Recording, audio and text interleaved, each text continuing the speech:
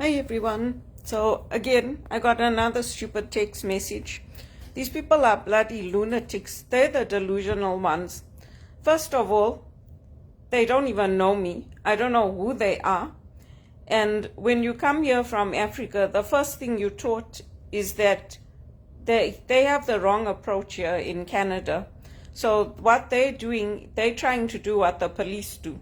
They're trying to break down your confidence when they send you messages like that.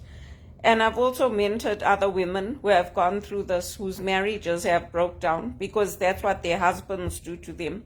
They call them a fat slob. They say, oh, look at you. I can go and find somebody else. Well, so can women. That's what I tell them. So can you. There are men in this world who don't want a stick insect in their lives, who want somebody who's bigger built. So I reply and then I block and delete.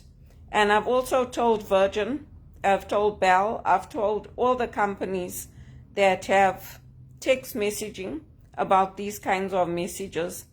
The other reason I say that they're delusional and they are probably fat slobs is because they've never been in my home. They don't know who I am. So they're just going off because they found somebody they can target.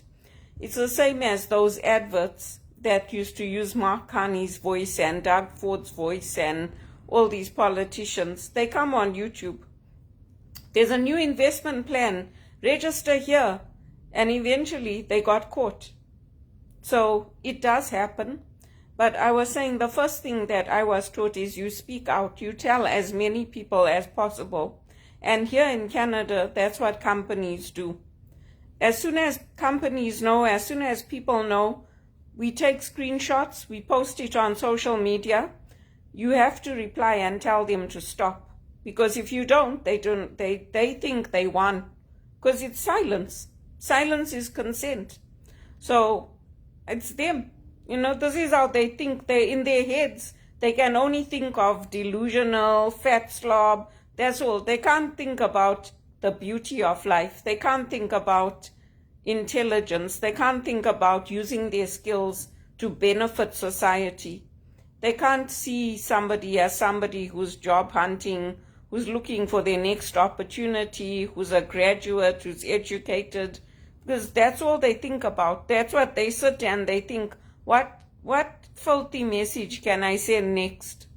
So that's the way to break it. These things happen even in South Africa. They happen to people I know. They happen to friends. There's big scams where they tell you that, oh, we are recruiting for people to come work in the UK. And if you pay like $3,000, we'll organize a visa for you and all this. And then when you go back the next day, they're gone. It's happened to me. It's happened to friends of mine in South Africa. Some of them are legitimate, like the Kontiki tours and places like that. But if they are legitimate, you'll find them on your campus. You'll find everything's been vetted, everything's been checked out. Whereas if they scams like this, they're just bloody lunatics. So I would encourage you to speak out. I've mentored many women through Triac who have gone through this, women that have come here from Morocco, that have come here from other places. And for them, it hasn't been strangers. It's been their partners. It's been people that they've been married to that have been abusive to them verbally, told them they're ugly, they can go and find another wife, they don't need them. And I'm like, you know what? You know that you're a beautiful woman. You know that you have skills, you have talents, you're educated, you've made it to Canada. So don't listen to them. Don't listen to them because that's just their way of trying to control you. And sometimes it's other women, it's madams. Like everybody praises this sex work and all that. It's nothing to be praised.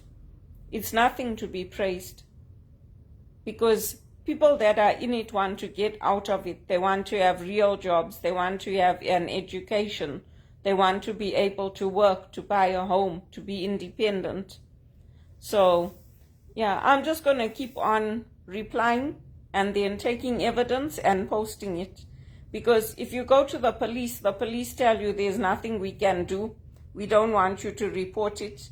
And it's completely conflicting information, because if you look at all the websites here in Canada, the trafficking websites that people have set up, they say don't reply, lock down your social media, take evidence and report it. Well, that doesn't work. It hasn't worked for decades. It's not working. So what I learned when I was in South Africa is to do the opposite. Tell people, report it to people around you where your community can actually look out for each other. And that's what companies are doing here. Even I've seen some of the big recruiting firms, when they get hacked, when they get spammed, when their employees get targeted, they post a message immediately on LinkedIn. So I'm learning from them and I'm doing the same. That's the only way people can know. Because today we're living in a global world. You don't know. Somebody could take your number and use it, spoof it. They have devices apparently that they put it through. They take pictures of people, they put them on the dark web. They do all sorts of things, but they're getting caught. They're getting caught, so that's the good thing. Even these people that use Prime Minister Carney's voice, and they used AI to say that they were having this account that you could invest in and you'd be getting returns in millions. They caught them, and they're going to continue to catch people. So don't give up hope, and be faithful, be steadfast, and things will change in Canada. It's not just me going through it. There's millions going through it. I just got another one. I'll post it and I'll carry on making people aware of what's happening. Because in the end, evil falls. Evil falls.